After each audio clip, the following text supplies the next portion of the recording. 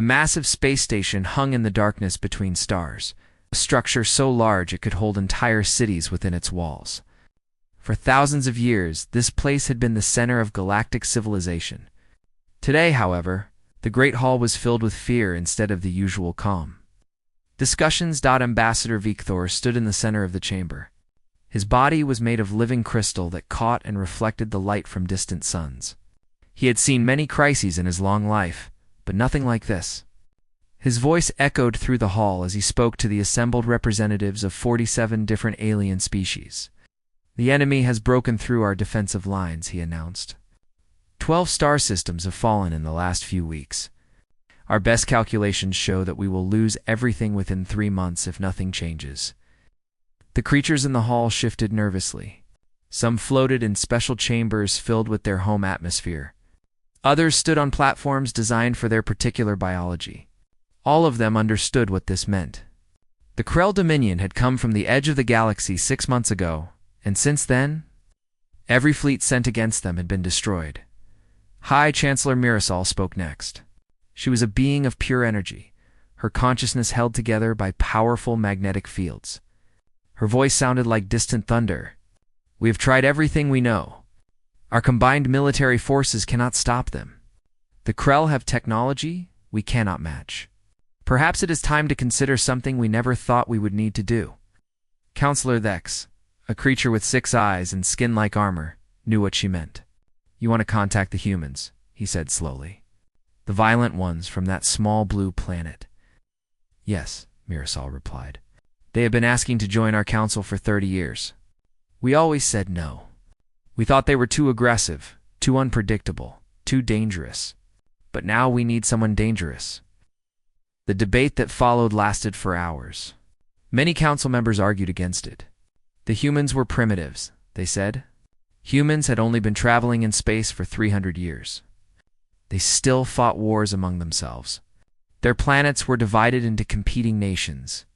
What could such a young and violent species possibly do against an enemy that had defeated the combined might of 47 advanced civilizations? But others pointed out the cold mathematics of their situation. Without help, the Galactic Council would cease to exist. The Krell did not negotiate. They did not take prisoners. They simply conquered and moved on. Every day of debate meant more systems lost, more billions of lives ended. Victor had spent time studying human history, something few council members had bothered to do. What he found disturbed him.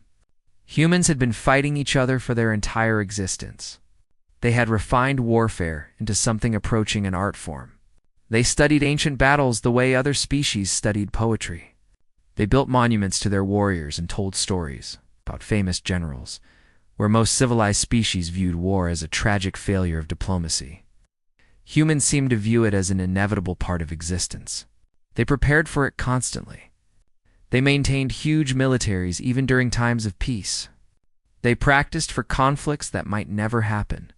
It was, by galactic standards, completely irrational. But the Krell were not rational enemies. They could not be reasoned with or negotiated with. Perhaps, Victor thought, it took an irrational species to fight an irrational war. The vote was finally called. By the narrowest of margins, the Council agreed to send a message to Earth. They would offer humanity provisional membership in the Galactic Council in exchange for military assistance against the Krell Dominion. No one expected much. The humans would probably send a small fleet, lose badly, and that would be the end of it. At least the Council could say they had tried everything. What none of them understood was that humans had been waiting for this moment since the first time they had looked up at the stars and wondered who else was out there.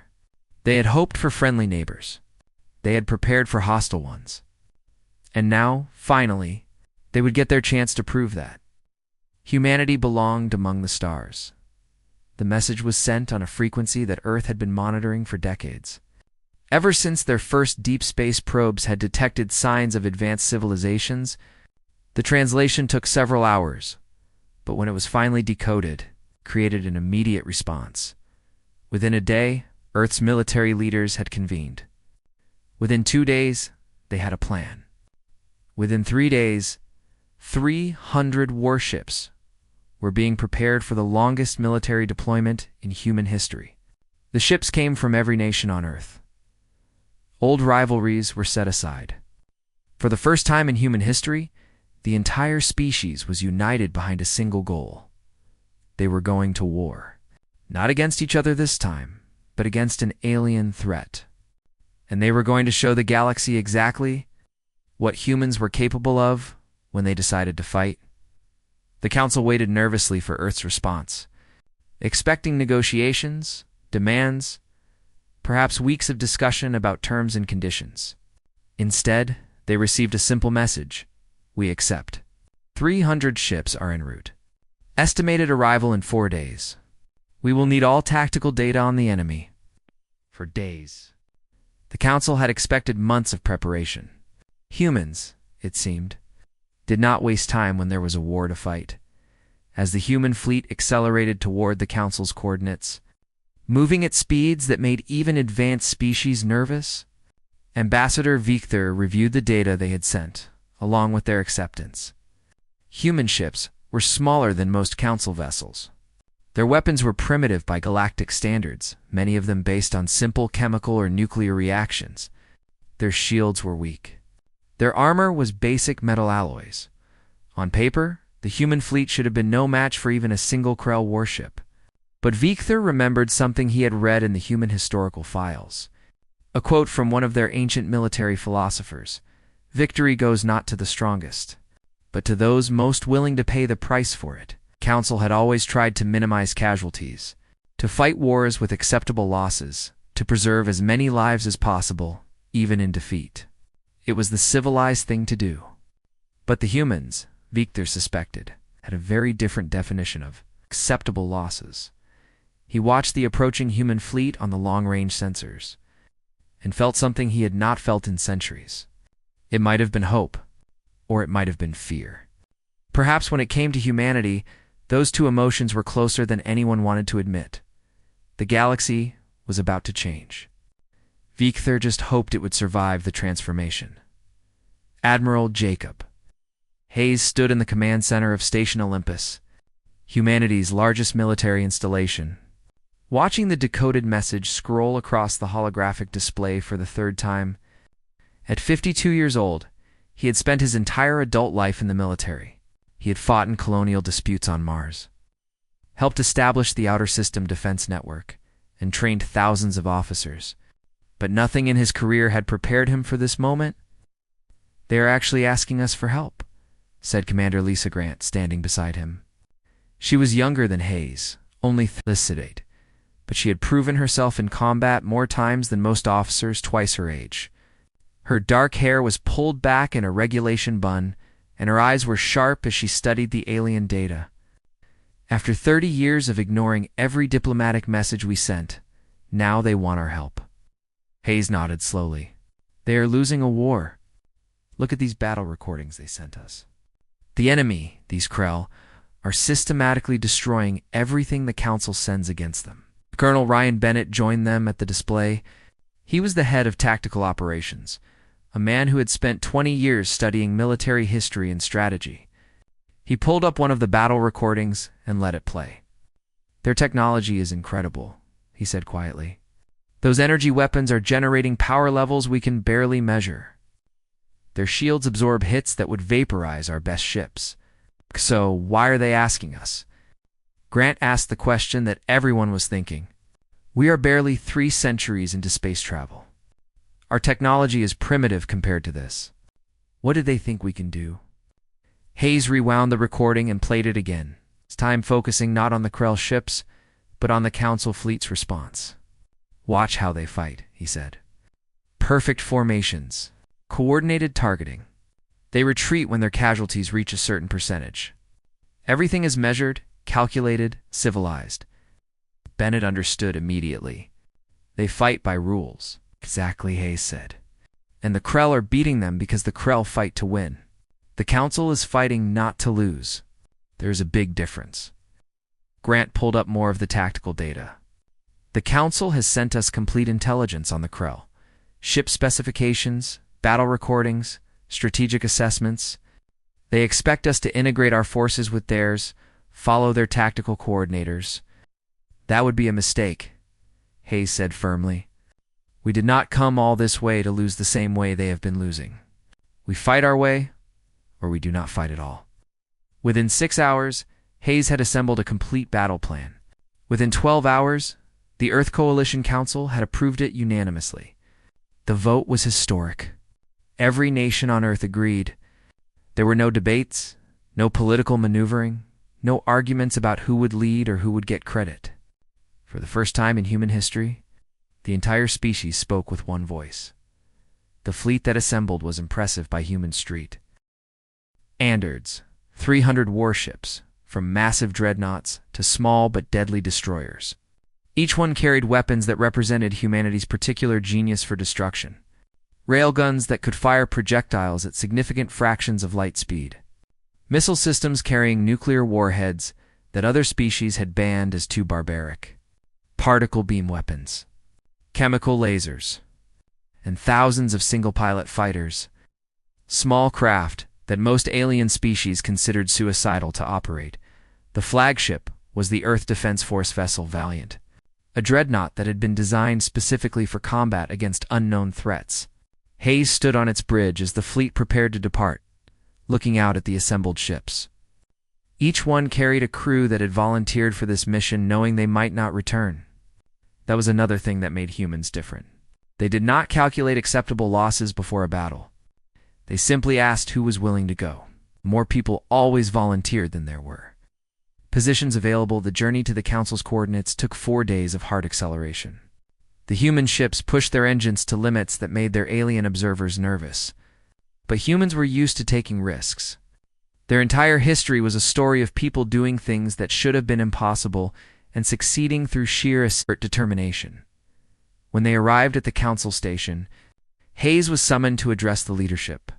He took Commander Grant and Colonel Bennett with him, leaving the fleet under the command of his most trusted captains. The council chamber was unlike anything he had ever seen. Alien beings of every description filled environmental chambers designed for their specific biology. Some breathed methane. Others existed as energy patterns. A few were so strange that Hayes could not even determine if they were individuals or collective organisms. Ambassador Victor, the crystalline being who seemed to speak for the council, greeted them formally. Admiral Hayes, we are grateful that Earth has responded to our call. We have prepared detailed briefings on the tactical situation. Coordinator Thex will oversee the integration of your forces with our remaining fleets. Given your limited experience with warfare on this scale, we believe close supervision will be necessary. Hayes kept his expression neutral, but Grant noticed his jaw tighten slightly. Ambassador Hayes said carefully, we appreciate the offer, but we will be operating independently. We have reviewed your battle data extensively. Your tactics are sound, your technology impressive, but you are losing. We intend to try a different approach. The chamber fell silent. Victor's crystalline form seemed to darken. Admiral the Krell have defeated forces 10 times larger than your fleet. This is not the time for human pride. You must understand that we have been fighting in space for thousands of years before your species even achieved powered flight. And you have been losing for 6 months, Hayes replied, his voice calm but firm. We do not mean disrespect, Ambassador, but you asked for our help. That means letting us help our way. Now where is this Krell fleet? The Krell Armada appeared exactly where the Council's computers predicted it would. 47 warships, each one massive enough to destroy a planet by itself, emerged from hyperspace in perfect formation.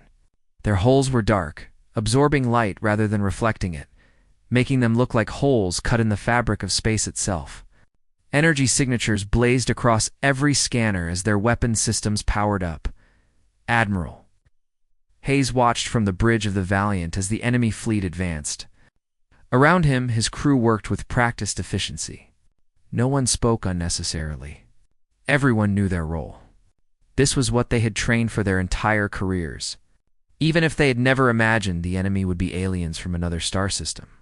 All ships report ready, Commander Grant announced from her station. 300 vessels holding position, weapons powered down, engines cold, just like you ordered. To the Council observers watching from their distant station, it must have looked like the human fleet was frozen in fear. The small Earth ships hung motionless in space, while the massive Krell warships bore down on them like predators approaching helpless prey. Several council members sent urgent messages asking if the humans needed assistance. If perhaps they had underestimated the threat, Hayes ignored them all.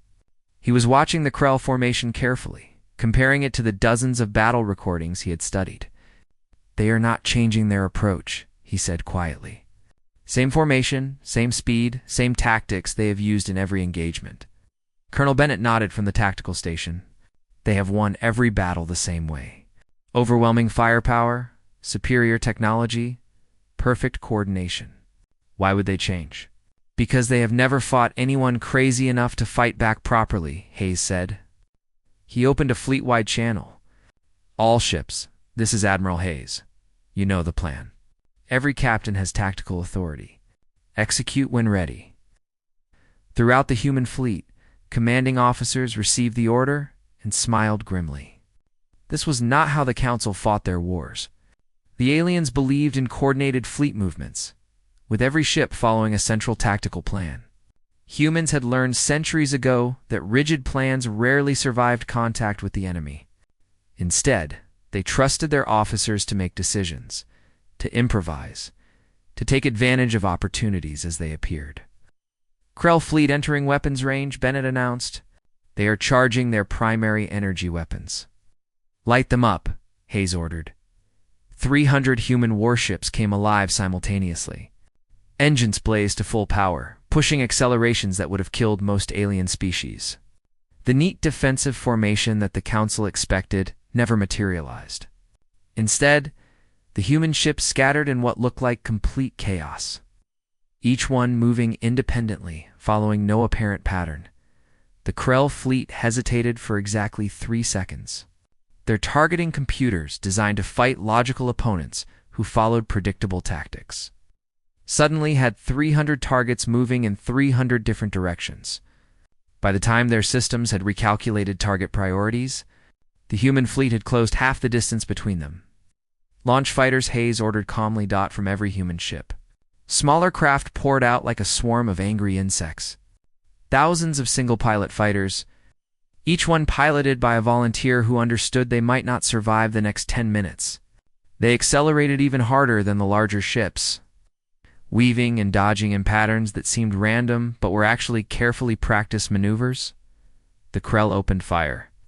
Massive energy beams lanced through space, each one capable of cutting a Council warship in half. Dozens of human fighters vanished in bursts of light and debris. But there were too many targets moving too unpredictably. The Krell formation began to break apart as individual. Ships tried to track multiple threats simultaneously. That was exactly what Hayes had been waiting for now, he said quietly. Hidden among the fighter wings were special drones, small automated platforms carrying nuclear warheads. The Council had outlawed nuclear weapons 10,000 years ago as too barbaric for civilized warfare. Humans had spent 3 centuries making them more efficient, more powerful, and more controllable. The missiles streaked through the Krell formation at incredible speeds, too fast for the alien targeting systems to effectively track. They were not aimed at the Krell ships themselves. Hayes had studied the battle recordings carefully and noticed something important. Krell shields were nearly impenetrable from outside, designed to absorb and deflect incoming energy. But shields had to allow energy to pass outward for the ship's own weapons to function. The nuclear warheads detonated inside the Krell formation, creating massive pulses of electromagnetic radiation. The explosions did not break through the shields directly. Instead, they created cascading interference patterns that disrupted the shield generators themselves. In milliseconds, the perfect geometric formation became a scattered group of isolated ships with flickering defenses. "All ships, weapons free," Hayes ordered. "Target their engines. Disable them." The human warships opened fire with everything they had. Railguns sent solid metal projectiles screaming through space at velocities that turned them into devastating kinetic weapons. Particle beams carved through weakened shields. Missile salvos overwhelmed point defense systems through sheer numbers. The Krell tried to return fire, but their doctrine had no answer for opponents who simply did not care about taking damage. A human destroyer. Its hull breached, and half its crew dead, rammed directly into a Krell cruiser rather than retreat. The explosion created a debris field that damaged 2 other Krell ships. Fighter pilots whose weapons were exhausted deliberately crashed into shield generators and weapon emplacements. One dreadnought, its reactor failing, accelerated directly into a Krell flagship in an impact that was visible from neighboring star systems. It was brutal. It was costly. It was absolutely effective. The Krell had never encountered an enemy willing to trade lives for victory. Their calculations had no variables for opponents who viewed death as an acceptable price rather than something to be avoided at all costs. "Time check," Hayes said, his voice steady despite the chaos on the tactical displays. 6 minutes 40 seconds since first engagement, Bennett reported. The last functional Krell warship, its engines destroyed and weapons offline, drifted alone in space. Its shields were down, its hull damaged in dozens of places. Hayes could have destroyed it easily. Every instinct told him to finish the job. But he had not come here to commit genocide. He opened a communication channel. "Krell vessel, this is Admiral Jacob Hayes of the Earth Defense Force. You can surrender and be treated according to the laws of war. Or you can try to self-destruct and we will board you before you succeed. Or you can drift here until your life support fails. Choose quickly." Silence lasted almost a minute. Then, slowly, the Krell ship's shields collapsed completely in the universal signal of surrender. It was the first time in recorded history that a Krell vessel had surrendered to anyone, Commander. Grant looked at Hayes with something like, 7 minutes total, she said quietly. We just changed the entire galaxy in 7 minutes. The council chamber had never experienced such complete silence. Ambassador Victor stood at his position, watching the battle recordings play for what must have been the 20th time, still could not fully process what he was seeing. Around him, the other council members seemed equally stunned. "This cannot be accurate," Councillor Dex muttered. "The Krell have never been defeated. Their technology is centuries beyond anything the humans possess. How is this possible?" High Chancellor Mirasol's energy form pulsed with what might have been thoughtful analysis. "They did not defeat Krell technology," she said slowly. "They defeated Krell tactics. Watch the attack pattern again carefully. The humans did not try to match the Krell ship for ship or weapon for weapon. They created complete chaos. They forced the Krell to fight in conditions where superior technology meant less than superior aggression." Admiral Hayes had been summoned to address the council, though the tone of the invitation was considerably more respectful than it had been a week ago. He stood in the center of the great chamber wearing his formal uniform, with Commander Grant and Colonel Bennett on either side of him. Outside the station, 300 human warships maintained defensive positions, a reminder that the balance of power in the galaxy had shifted dramatically. "Admiral Hayes," Victor began, his voice carefully controlled, "your victory was remarkable. However, we must discuss your methods. You lost 47 ships. Over 12,000 of your people died. By any civilized standard, those casualties are completely unacceptable." Hayes met the alien's gaze steadily. "By our standards, we won. Every person who died today volunteered for this mission knowing the risks. They believed the objective was worth the potential cost. That may be something your civilization has forgotten how to understand. We do not calculate acceptable losses before a battle. We calculate necessary sacrifices." "Barbaric," someone muttered from one of the environmental chambers. Hayes turned toward the voice. "Perhaps, but effective. The Krell are finished as a threat. Their fleet is destroyed or captured, and it took us 7 minutes. How long have you been fighting them? How many systems did you lose while you debated proper tactics and acceptable casualty rates?" No one had an answer for that. The truth was uncomfortable, but it was impossible to deny. Mirasol's form brightened. "Admiral, the Council acknowledges your success and is grateful for your assistance. However, we must address the tactical choices you made. You used nuclear weapons, which had been banned by galactic law for 10,000 years. You employed kamikaze tactics. You deliberately sacrificed your own personnel. These are considered war crimes by every civilized species. Hayes folded his arms. Then it is fortunate we are not yet bound by your laws. You asked for our help when you were facing extinction. We provided that help in the way we knew would work. If you object to our methods, I am certain the next species that threatens to destroy you will have much better manners. The chamber fell silent again. It was difficult to argue with success, especially when the alternative had been total defeat. Admiral Victor said more carefully, "Please understand our concerns. Humanity's approach to warfare disturbs us deeply. You treat death with a casualness that we find shocking. You celebrate warriors and build monuments to violence.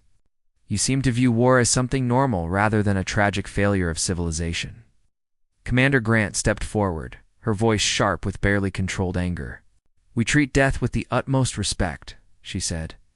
"Every single person who died today made a conscious choice. They chose to stand between you and annihilation. They chose to protect civilizations they had never even met before this week. Maybe that kind of sacrifice is something your advanced societies have forgotten the meaning of. But do not dare suggest we take it lightly." Colonel Bennett activated a holographic display showing data they had extracted from the captured Krell ship. "We have already broken their communication encryption," he said. "Within days, we will have complete intelligence on their home territories, fleet dispositions, and strategic plans. The war is not over, but the Krell now know they can be beaten. That changes everything." Counselor Thax leaned forward in his chamber.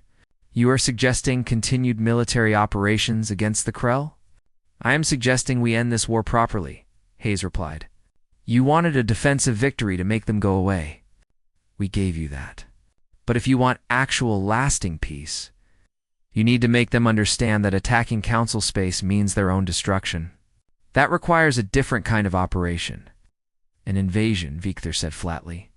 "You want to invade Krell territory?" "Want to finish what they started," Hayes corrected. "Or you can return to your old strategies and hope they do not rebuild their fleet and try again in 10 years. The choice is yours." The council members began a complex series of communications, a diplomatic dance that had evolved over thousands of years. Humans waited patiently, knowing that this decision would determine not just the fate of the war, but humanity's place in the galactic community. Finally, after nearly an hour of discussion, High Chancellor Mirasol spoke. "The Council will debate your proposal formally. This decision is too important to make hastily. However, I can announce that humanity's provisional membership is hereby upgraded to full Council status effective immediately. You have earned your place among the galactic community, though I suspect we may come to regret the manner in which you earned it." Hayes allowed himself a slight smile. "Ambassador, you have barely begun to understand what humanity is capable of. But you are going to learn. I promise you that." As the humans departed the chamber, Victor watched them go with mixed feelings. They had saved the Council from certain destruction. But in doing so, they had introduced something into galactic civilization that had not existed for millennia. A species that was genuinely good at warfare. The implications of that were staggering.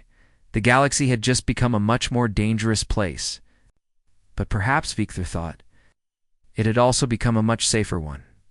3 months after the 7-minute battle that changed galactic history, Admiral Jacob Hayes stood on the observation deck of the newly commissioned Earth Defense Force vessel Sovereign.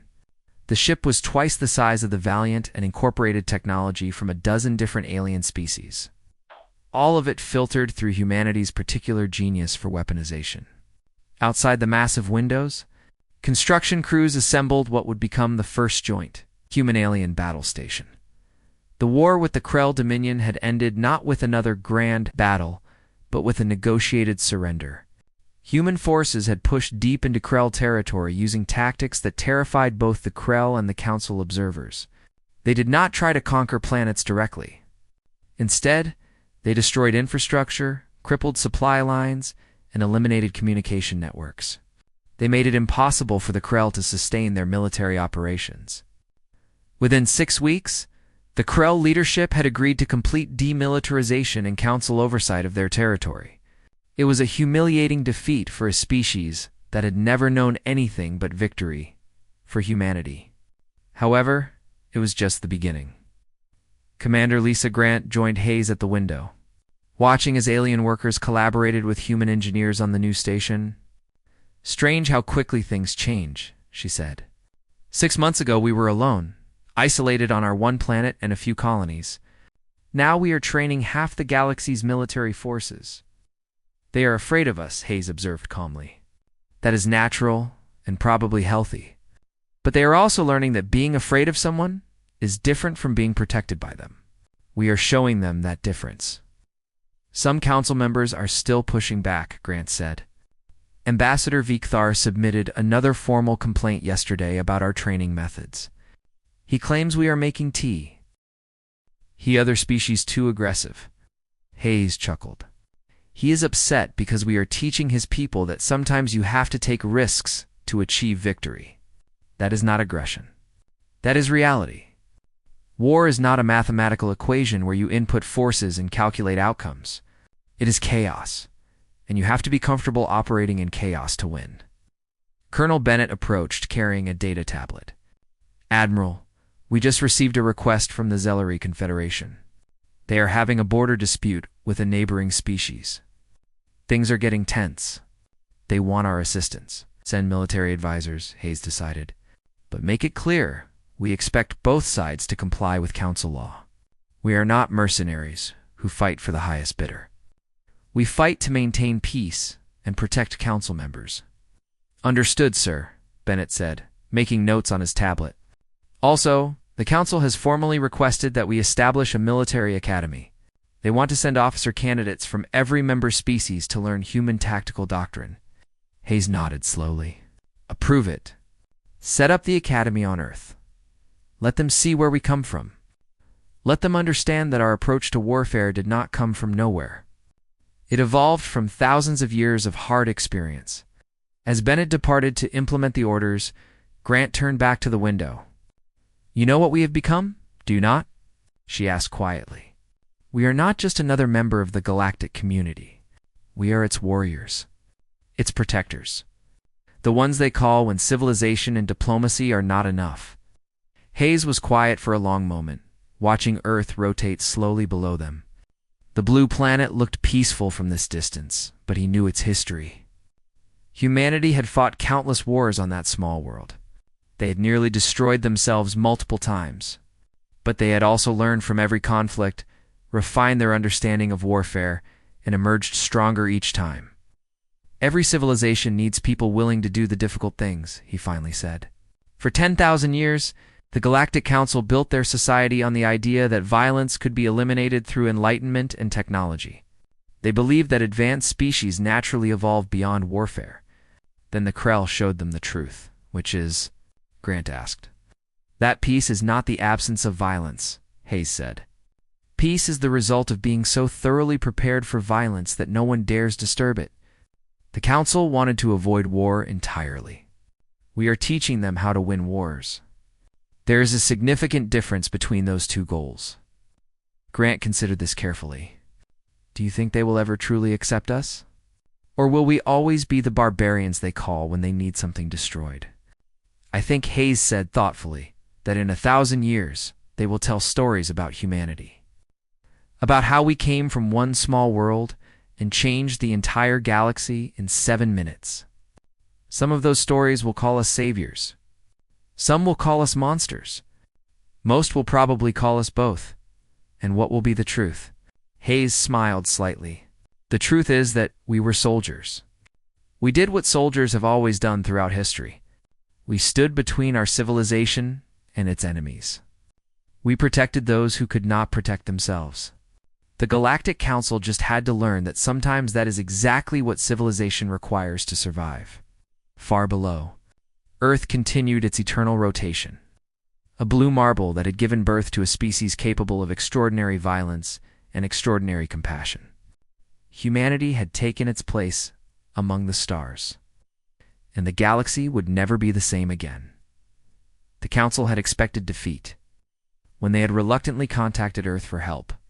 Instead, they received victory in 7 minutes. But what they had not understood, what they were only beginning to grasp, was that those 7 minutes were not an ending.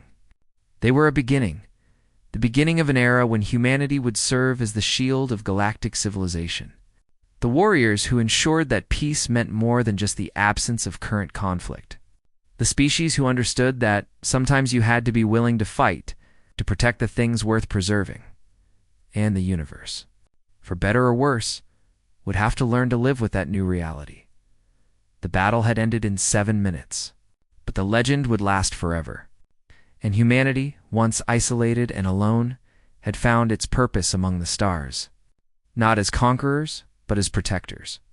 Not as destroyers, but as defenders. They had shown the galaxy that violence, properly directed and controlled, could be a tool for peace rather than chaos. It was a lesson that would reshape civilization itself. And it had all begun with 7 minutes of controlled fury that proved humanity's place in the cosmos,